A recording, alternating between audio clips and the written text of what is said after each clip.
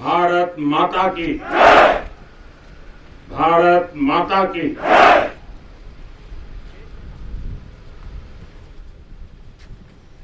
आप सबको, आपके परिवारजनों को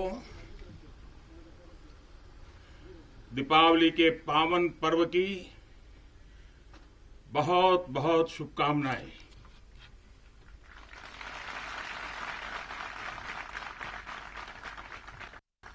मां भारती की सेवा और सुरक्षा के लिए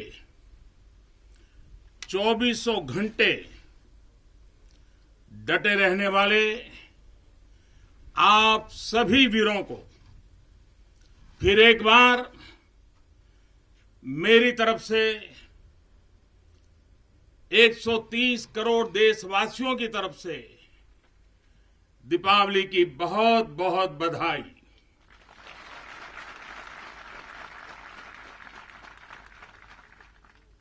देश की सरहद पर हो, आसमान में या समंदर के विस्तार में, बर्फीली चोटियों पर हो या घने जंगलों में, राष्ट्र रक्षा में जुटे हर वीर बेटे बेटी, हमारी सेनाएं, बीएसएफ, आईटीबीपी, सीआईएसएफ, हर सुरक्षा बल, हमारे पुलिस के जवान, हर किसी को मैं आज दीपावली के इस पावन पर्व पर आदरपूर्वक नमन करता हूं। आप हैं तो देश है, देश के लोगों की खुशियां हैं, देश के ये त्योहार है। मैं आज आपके बीच प्रत्येक भारतवासी की शुभकामनाएं लेकर आया हूं। आपके लिए कोटि कोटि देशवासियों का प्यार लेकर के आया हूं। हर वरिष्ठ जन का मैं आपके लिए आशीष लेकर के आया हूं। मैं आज उन वीर माताओं, बहनों और बच्चों को दीपावली की हार्दिक शुभकामनाएं देता हूं, उनके त्याग को नमन करता हूं, जिनके अपने बेटे हो या बेटी आज त्योहार के दिन पर भी सरहद पर तैनात हैं। वे भी, परिवार के सभी लोग भी अभिनंदन के अधिकारी हैं। एक बार फिर दोनों मुट्ठी बंद करके पूरी ताकत से मेरे साथ बोलिए, भारत माता की, भारत माता की, भारत माता की। साथियों, मुझे याद है प्रधानमंत्री बनने के बाद पहली बार 2014 में दीपावली के पर्व पर मैं सियाचिन चला गया था जवानों के साथ दिवाली मनाने के लिए। तो बहुत लोगों को थोड़ा आश्चर्य हुआ, त्योहार के दिन ये क्या प्रधानमंत्री कर रहा है। लेकिन अब तो आप भी मेरे भाव जानते हैं। अगर दिवाली के पर्व पर अपनों के बीच ही तो जाऊंगा, अपनों से दूर कहां रहूंगा। और इसलिए आज भी दीपावली के पर्व आपके बीच में आया हूं, अपनों के बीच में। आप भले बर्फीली पहाड़ियों पर रहें या फिर इस स्थान में, मेरी दिवाली तो आपके बीच आकर ही पूरी होती है। आपके चेहरों की रौनक देखता हूं, आपके चेहरे की खुशियां देखता हूं, तो मुझे भी अनेक गुना खुशी हो जाती है, मेरी खुशी बढ़ जाती है। इसी खुशी के लिए देशवासियों के उल्लास को आप तक पहुंचाने के लिए आज मैं फिर एक बार इस रेगिस्तान में आपके बीच में आया हूं। और एक बात आपके लिए, मैं त्योहार का दिन है तो थोड़ी सी मिठाई भी लेके आया हूं,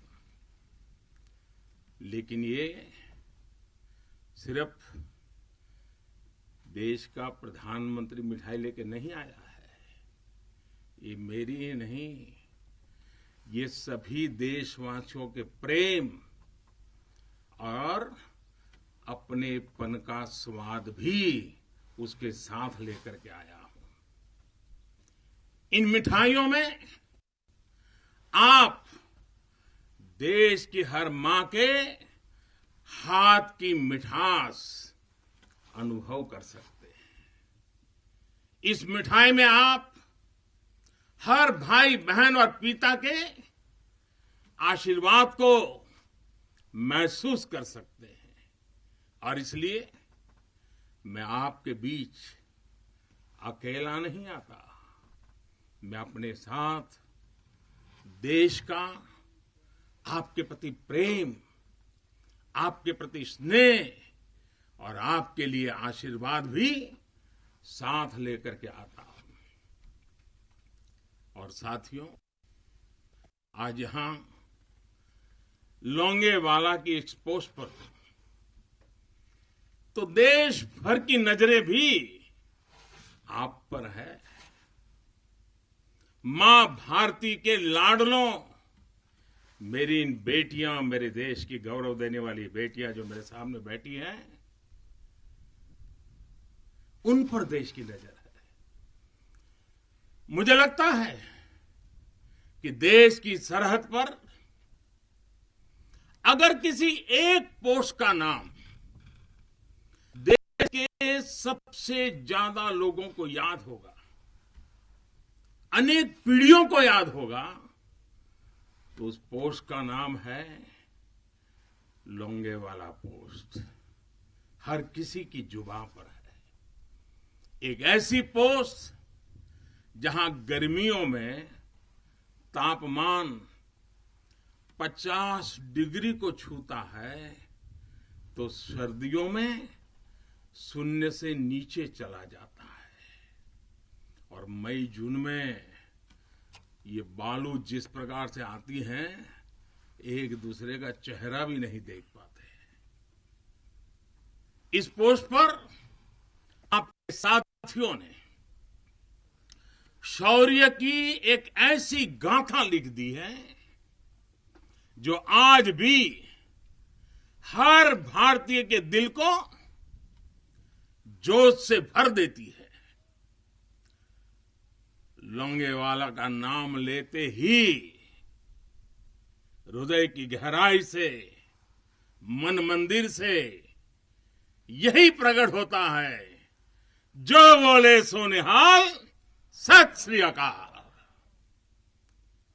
ये जयकारा कानों में गूंजने लगता है। साथियों, जब भी सैन्य कुशलता के इतिहास के बारे में लिखा पढ़ा जाएगा, जब सैन्य पराक्रम की चर्चा होगी, तो बैटल ऑफ लोंगेवाला को जरूर याद किया जाएगा। ये वो समय था जब पाकिस्तान की सेना बांग्लादेश के निर्दोष नागरिकों पर अत्याचार कर रही थी, जुल्म कर रही थी, नरसंहार कर रही थी। बहन बेटियों पर अमानवीय जुल्म हो रहे थे और पाकिस्तान की सेना के लोग कर रहे थे। इन हरकतों से पाकिस्तान का घृणित चेहरा उजागर हो रहा था। भयंकर रूप दुनिया के सामने पाकिस्तान का प्रकट हो रहा था। इन सब से दुनिया का ध्यान हटाने के लिए पाकिस्तान ने हमारे देश की पश्चिमी सीमाओं पर मोर्चा खोल दिया। पाकिस्तान को लगता था कि भारत की पश्चिम सीमा पर मोर्चा खोल दूंगा, दुनिया में भारत ने ये कर दिया, भारत ने वो कर दिया करके रोता रहूंगा और बांग्लादेश के सारे पाप उनके छिप जाएंगे। लेकिन हमारे सैनिकों ने जो मुंह तोड़ जवाब दिया, पाकिस्तान को लेने के देने पड़ गए। साथियों, यहां इस पोस्ट पर दिखाए गए पराक्रम की गूंज, इस गूंज ने दुश्मन का हौसला तोड़ दिया था। उसको क्या पता था कि हां, उसका सामना मां भारती के शक्तिशाली बेटे बेटियों से होने वाला है। मेजर कुलदीप सिंह चांदपुरी के नेतृत्व में भारतीय वीरों ने टैंकों से लैस दुश्मन के सैनिकों को धूल चटा दी, उनके मंसूबों को नेस्त नाबूद कर दिया। कभी कभी मुझे लगता है कि कुलदीप जी के माता पिता ने उनका नाम कुलदीप भले रखा था, उनको लगा होगा ये कुल का दीपक है, लेकिन वो कुलदीप जी ने अपने पराक्रम से उस नाम को ऐसे सार्थक कर दिया कि वे सिर्फ कुलदीप नहीं, वे राष्ट्रदीप बन गए। लोंगेवाला का वो ऐतिहासिक युद्ध भारतीय सैन्य बल के शौर्य का प्रतीक तो है ही। थल सेना, बीएसएफ और वायुसेना के अद्भुत कोऑर्डिनेशन का भी प्रतीक है। इस लड़ाई ने दिखाया है कि भारत की संगठित सैन्य शक्ति के सामने चाहे कोई भी आ जाए, वो किसी भी सूरत में टिक नहीं पाएगा। अब जब सन 71 में हुए युद्ध के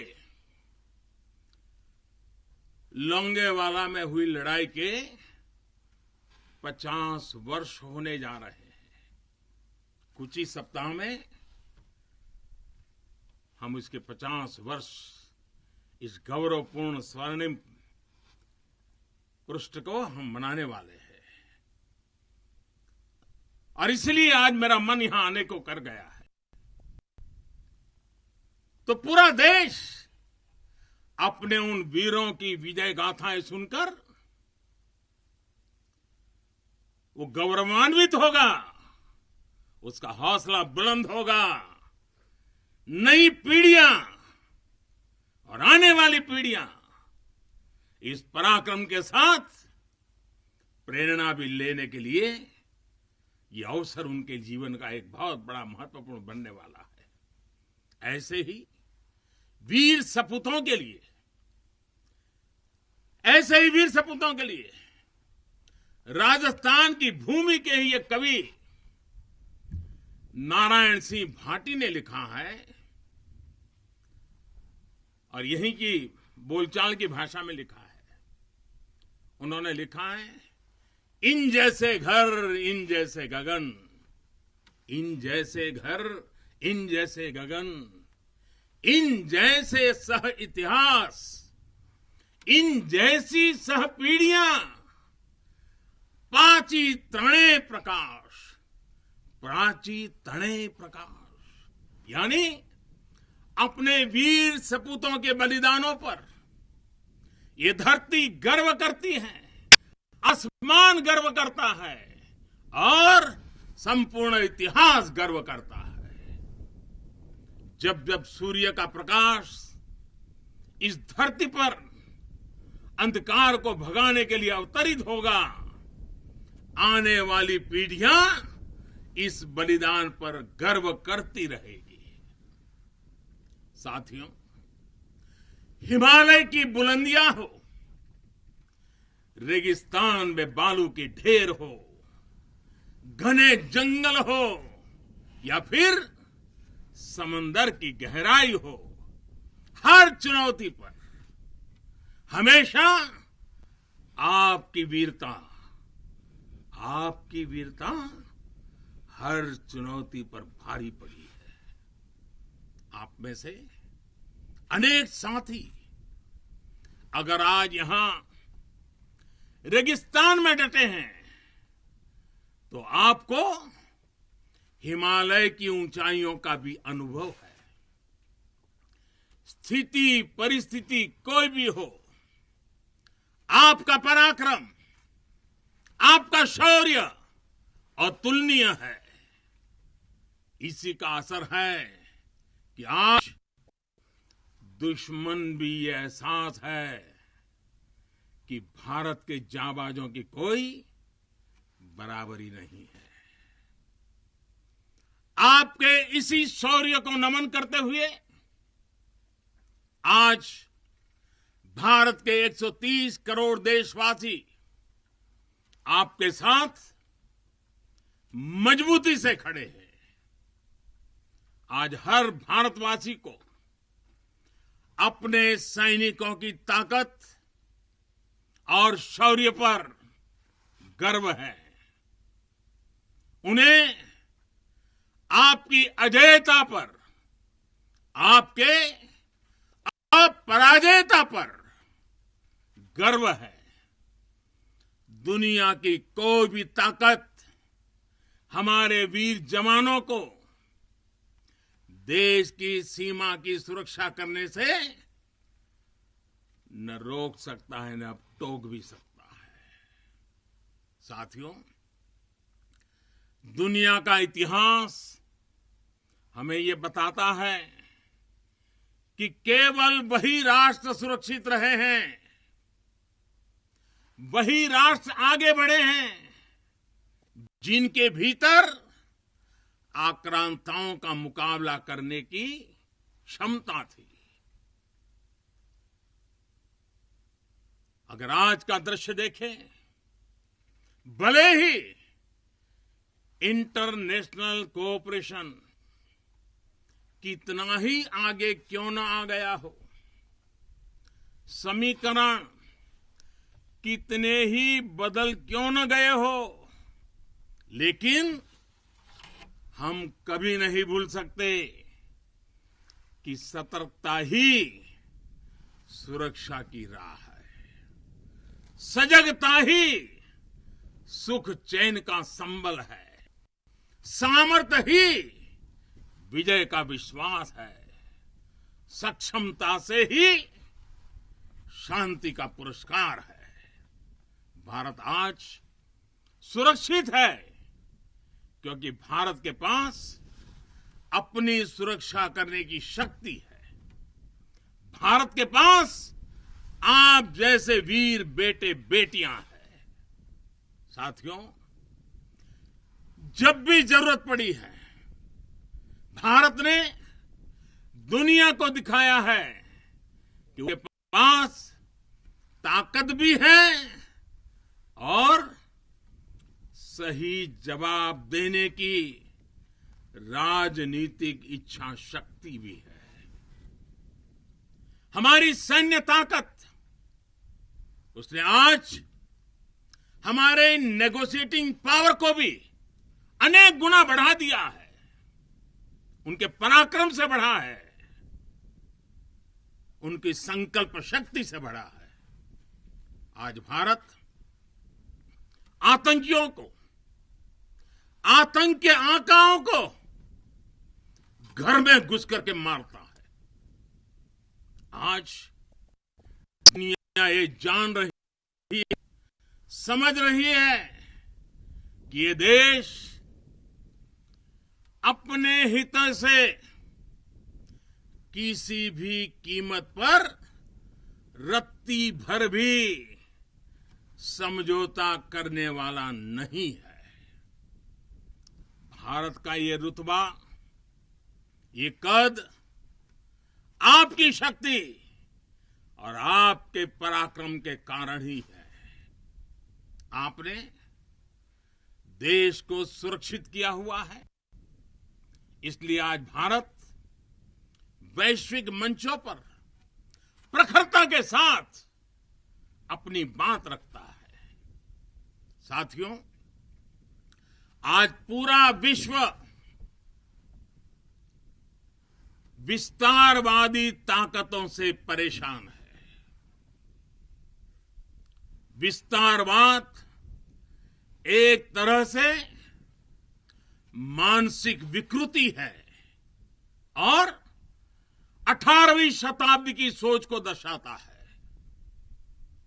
इस सोच के खिलाफ भी भारत प्रखर आवाज बढ़ रहा है। साथियों, आज भारत बहुत तेजी के साथ अपने डिफेंस सेक्टर को आत्मनिर्भर बनाने की तरफ बहुत तेजी से कदम उठा रहा है, आगे बढ़ रहा है। हाल ही में हमारी सेनाओं ने निर्णय लिया है कि वो 100 से ज्यादा अलग अलग प्रकार की जो आवश्यकताएं, खासकर हथियार और साजो सामान, उसको अब विदेशों से नहीं लेंगे, भारत में उत्पाद की हुई चीजें ही लेंगे। यही का उत्पाद और उसके लिए जो आवश्यक होगा करेंगे। ये निर्णय छोटा नहीं है, इसके लिए सीने में बहुत बड़ा दम लगता है, अपने जवानों पर विश्वास लगता है। मैं आज इस मौके पर और त्याग और तपस्या की एक महत्वपूर्ण भूमि से मैं अपनी सेनाओं को उनके इस महत्वपूर्ण फैसले के लिए बहुत बहुत बधाई देता हूं। ये निर्णय छोटा नहीं, मैं जानता हूं। फैसला सेना ने लिया, आत्मनिर्भर भारत का एक बहुत बड़ा हौसला बढ़ाने वाला निर्णय लिया, लेकिन सेना के इस फैसले से देशवासियों में भी, 130 करोड़ देशवासियों में ऐसा मैसेज चला गया, सब दूर चला गया। और वो मैसेज क्या गया? लोकल के लिए वोकल होने का। सेना के एक निर्णय ने 130 करोड़ देशवासियों को लोकल के लिए वोकल होने की प्रेरणा दी। मैं आज देश के नौजवानों से, देश की सेनाओं से, सुरक्षा बलों से, पैरामेडिकल फोर्सेस से एक के बाद एक इस प्रकार निर्णयों के अनुकूल भारत में भी मेरे देश के युवा ऐसी ऐसी चीजों का निर्माण करेंगे, ऐसी ऐसी चीजें बना करके लाएंगे। हमारे सेना के जवानों की, हमारे सुरक्षा के जवानों की ताकत भी बढ़ेगी। हाल के दिनों में अनेक स्टार्टअप्स सेनाओं की जरूरतों को पूरा करने के लिए आगे आए हैं। डिफेंस सेक्टर में नौजवानों के नए स्टार्टअप्स देश को आत्मनिर्भरता के मामले में और तेजी से आगे ले जाएंगे। साथियों, रक्षा क्षेत्र में आत्मनिर्भर भारत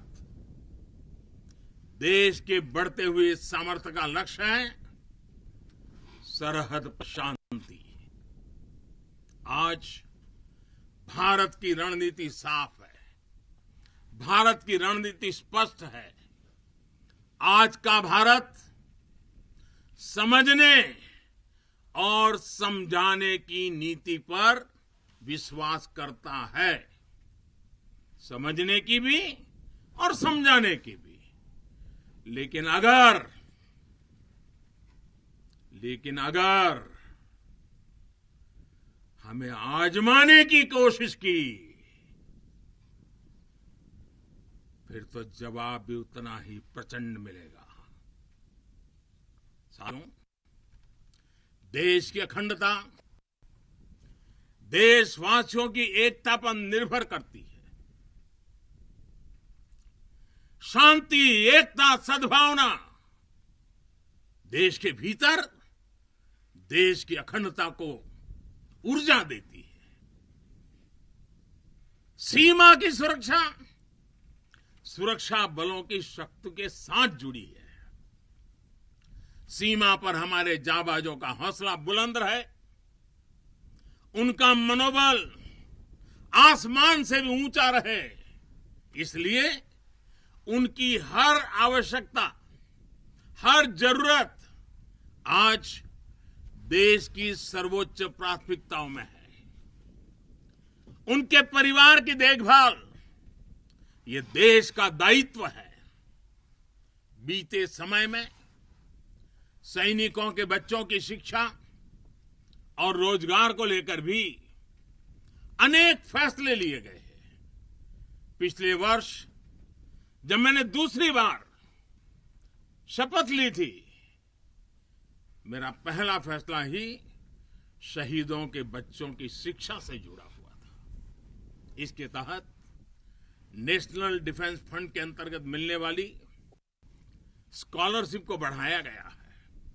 साथियों, सुविधा के साथ साथ वीरों के सम्मान के लिए भी देश में अभूतपूर्व प्रयास चल रहे हैं।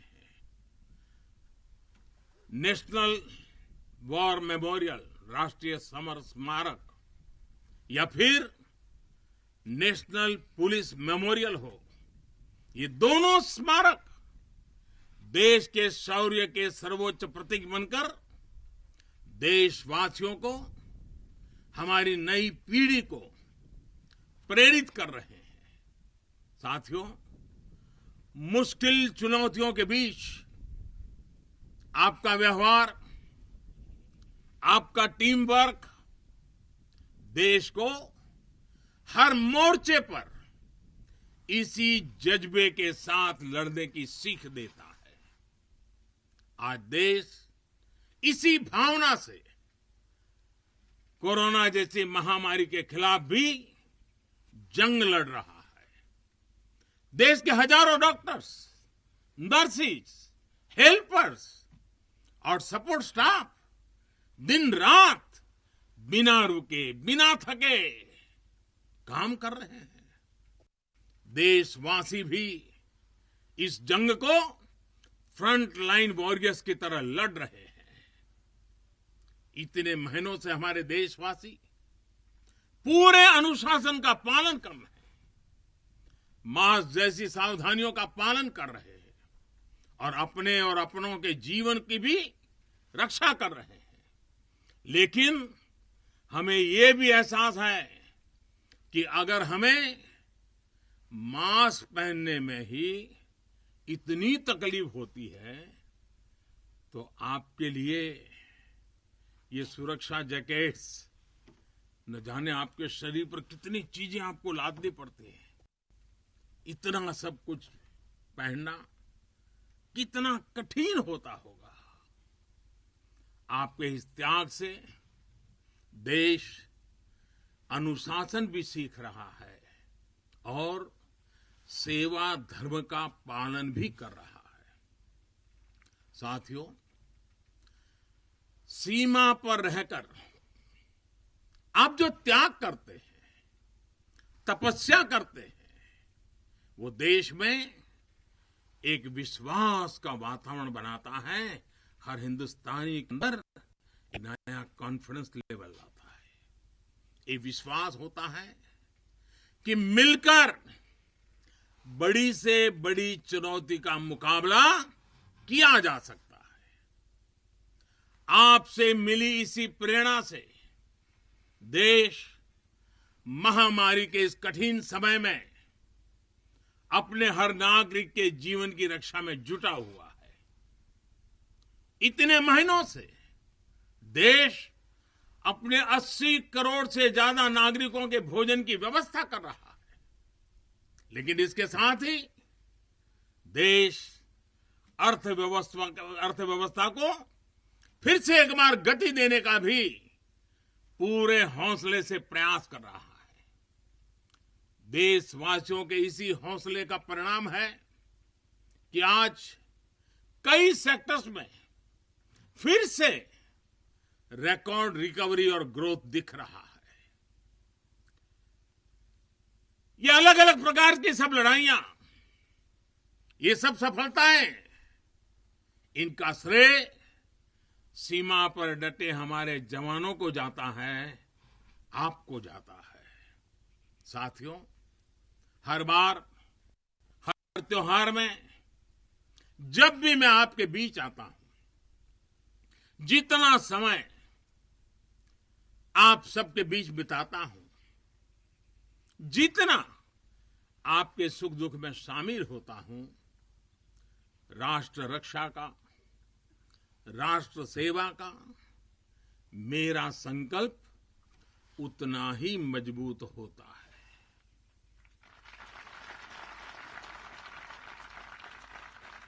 मैं आपको फिर आश्वस्त करता हूं कि आप निश्चिंत होकर अपने कर्तव्य पथ पर डटे रहें। प्रत्येक देशवासी आपके साथ है। हां, आज के दिन मैं आपसे एक मित्र के रूप में, एक साथी के रूप में 3 बातों का आग्रह करूंगा, और मुझे विश्वास है कि मेरा यह आग्रह आपके लिए भी हो सकता है संकल्प बन जाए। पहला, कुछ न कुछ नया इनोवेट करने की आदत को, नए तरीके से करने की आदत, नई चीज खोज करके करने की आदत, इसको जिंदगी का हिस्सा बनाइए। और मैंने देखा है कि इस प्रकार की जिंदगी गुजारने वाले हमारे जवान, उनकी क्रिएटिविटी देश के लिए बहुत कुछ नई चीजें ला सकती है। आप थोड़ा सा ध्यान दीजिए कुछ न कुछ इनोवेट करने का। देखिए हमारे सुरक्षा बलों को, क्योंकि आप अनुभव के आधार पर इनोवेट करते हैं, रोजमर्रा से जिस प्रकार से जूझते हैं उसमें से निकालते हैं, बहुत बड़ा लाभ होता है।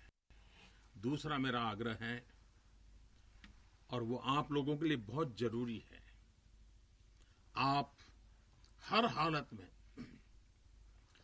योग को अपने जीवन का हिस्सा बनाए रखिए। और तीसरा, हम सबकी अपनी अपनी मातृभाषा है। हम में से बहुत लोग हिंदी बोलते भी हैं, हम में से कुछ लोग अंग्रेजी भी बोलते हैं। इन सब से तो हमारा स्वाभाविक नाता रहता है, लेकिन जब ऐसा सामूहिक जीवन होता है, एक मेरे सामने लघु भारत बैठा हुआ है, देश के हर कोने के नौजवान बैठे हुए हैं, अलग अलग मातृभाषा के नौजवान बैठे हुए हैं, तब मैं आपसे एक और आग्रह करता हूं कि मातृभाषा वो जानते हैं, आप हिंदी जानते हैं, अंग्रेजी जानते हैं, क्यों न अपने किसी एक साथी के पास से भारत की कोई एक और भाषा आप जरूर आत्मसात कीजिए, सीखिए। आप देखना वो आपकी एक बहुत बड़ी ताकत बन जाएगी।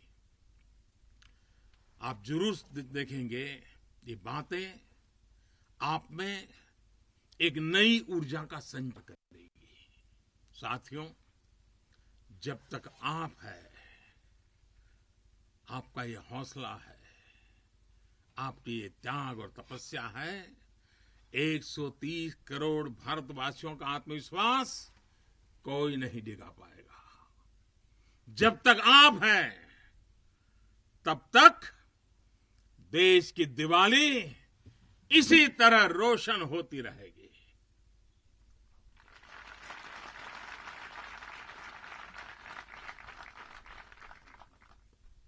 लोकसभा की इस पराक्रमी भूमि से, वीरता और साहस की भूमि से, त्याग और तपस्या की भूमि से मैं फिर एक बार आप सबको भी और देशवासियों को भी दीपावली की अनेक अनेक शुभकामनाएं देता हूं। मेरे साथ पूरी ताकत के साथ दोनों मुट्ठी ऊपर करके पूरी ताकत से बोलिए, भारत माता की, भारत माता की, भारत माता की, भारत माता की, भारत माता की।